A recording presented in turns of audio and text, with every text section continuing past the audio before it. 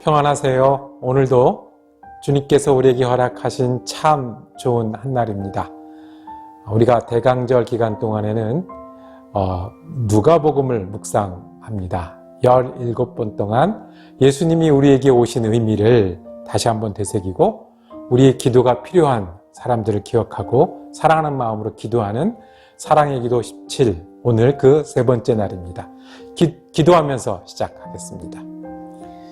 사랑과 은혜가 많으신 아버지 하나님, 오늘도 주님께서 우리의 소망이 되어주시고 우리의 능력이 되어주시니 감사합니다. 지친 심령에 오늘도 주님이 힘이 되시고 위로가 되어 주시옵소서. 분주한 시간 동안에 주님이 인도자가 되시고 목자가 되어 주시옵소서.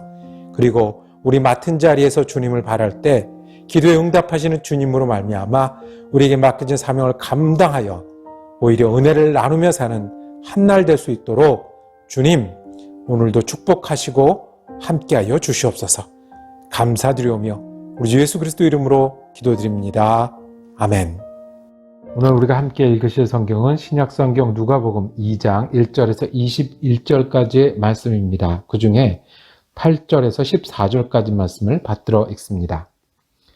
그 지역의 목자들이 밤에 밖에서 자기 양떼를 지키더니 주의 사자가 곁에 서고 주의 영광이 그들을 두루 비추매 크게 무서워하는지라. 천사가 이르되 무서워하지 말라. 보라, 내가 온 백성에게 미칠 큰 기쁨의 좋은 소식을 너희에게 전하노라. 오늘 다윗의 동네에 너희를 위하여 구주가 나셨으니 곧 그리스도 주시니라.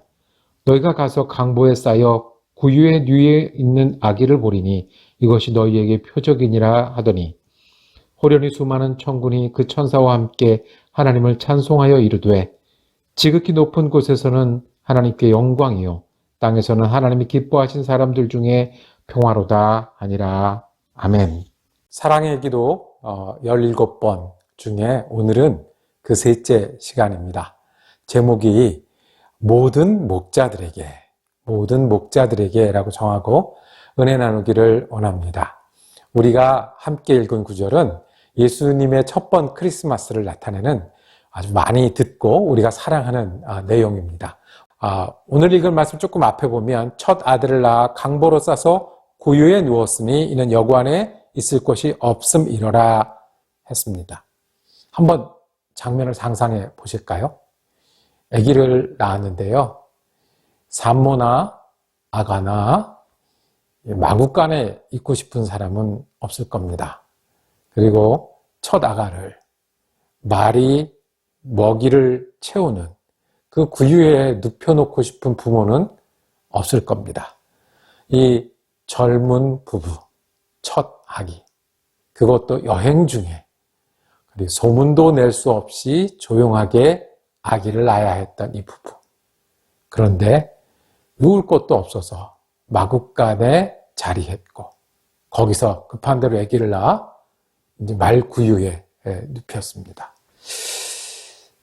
부모의 마음이 어땠을까요? 요셉과 마리아는 이 아이를 보면서 한편으로는 순산을 해서 이 아기를 보면서 참 기쁜 마음이 있었을 것이고요.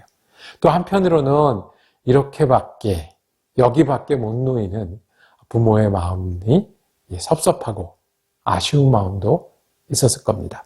그런데 하나님께서는 목자들을 예비하셨습니다. 갑자기 목자들이 찾아왔습니다. 처음 이야기가 뭐였을 거예요?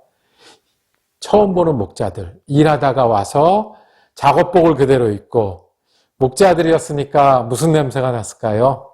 짐승 냄새도 좀 났을 것이고 처음 이야기는 아마 정말 아기가 있다. 정말 구유에 아기가 뉘었네 라는 이야기였을 겁니다.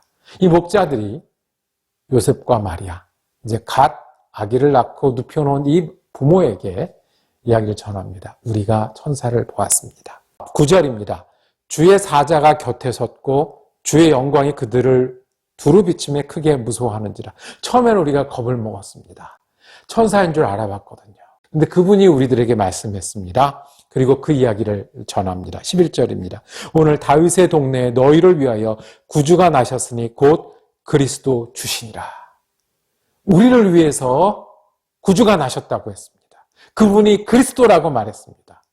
그래서 우리가 가까이 있어서 여기까지 뛰어왔습니다. 그리고 그 다음에 무슨 일이 있었는지 아십니까?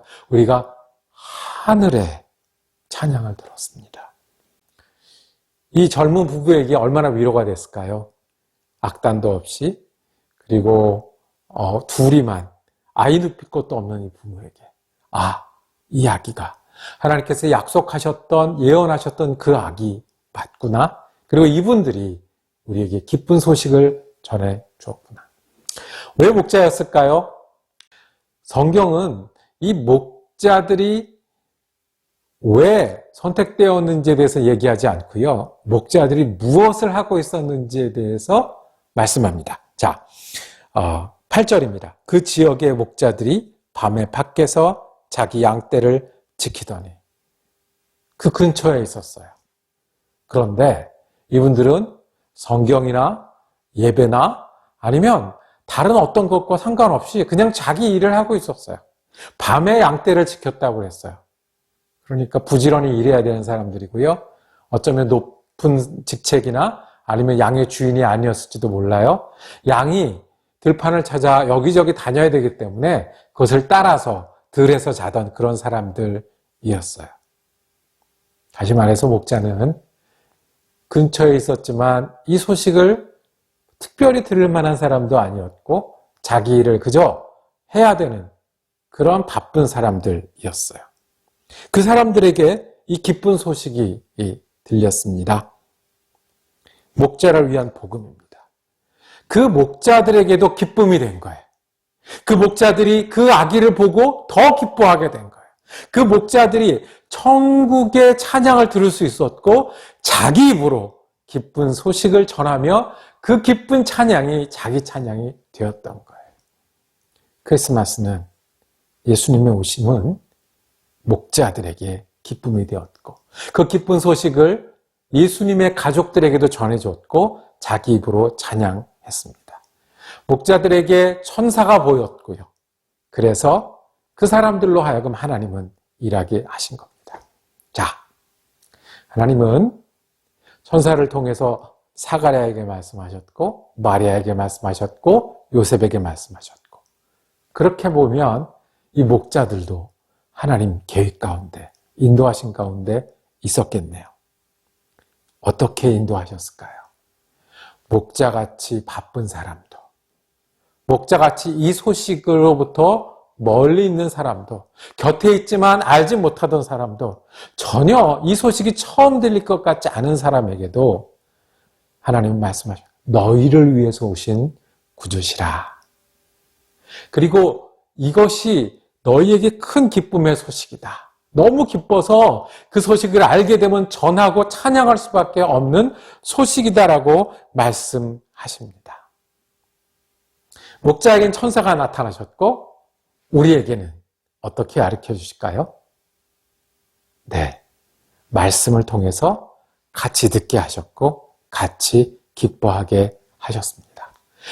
예수님이 우리를 위해서 오셨기 때문에 우리도 그들 목자들입니다. 바쁜 가운데 기쁜 소식을 들었기 때문에 우리도 목자와 같은 사람입니다.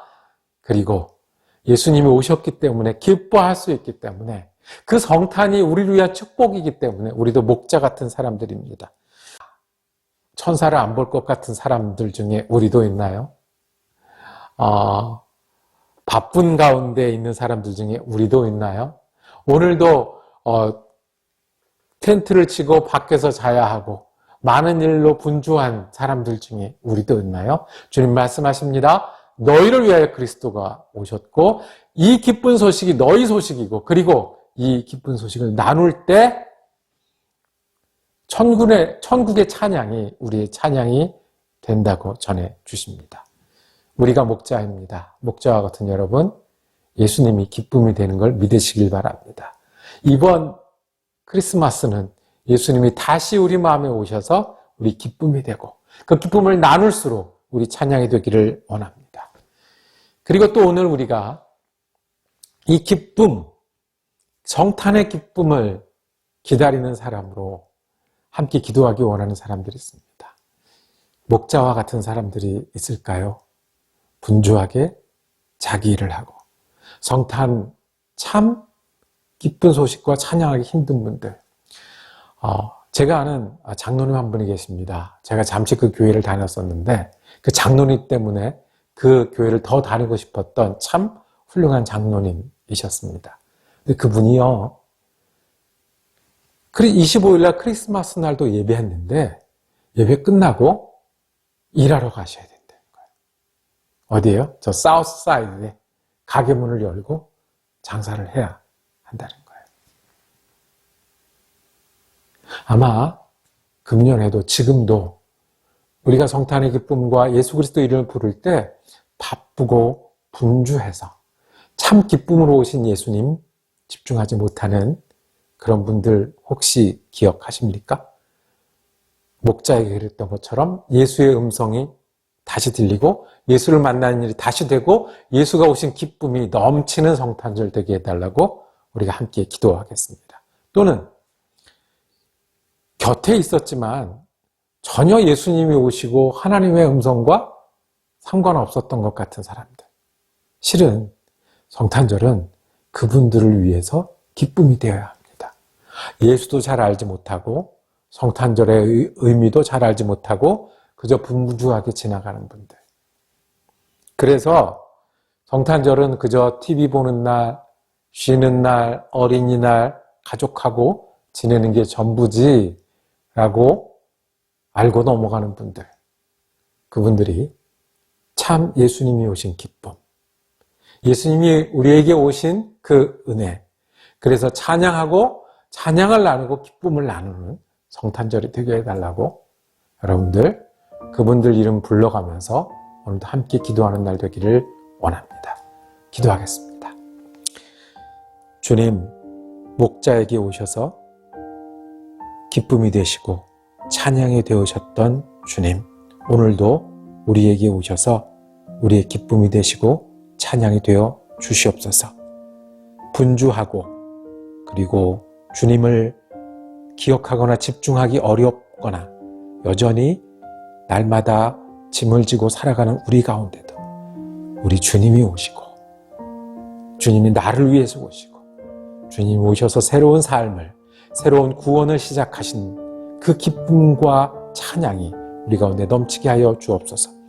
우리 주변에는 바쁘고 수고하여 성탄의 기쁨으로부터 떨어져 있는 사람들이 있으면 주님, 그분들에게도 이 성탄이 참으로 의미 있고 예수님과 함께하는 성탄 되게 하여 주시옵소서.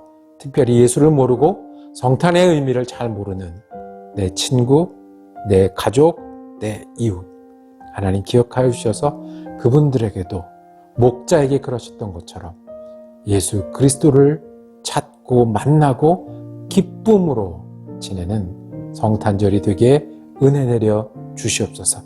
우리 예수 그리스도 이름으로 기도드립니다. 아멘. 말씀 묵상 함께 할 수 있어서 감사합니다. 내일은 사랑의 기도 17 중에 네 번째 시간으로 계속 이어지겠습니다. 은혜로운 날 되시기를 축복합니다.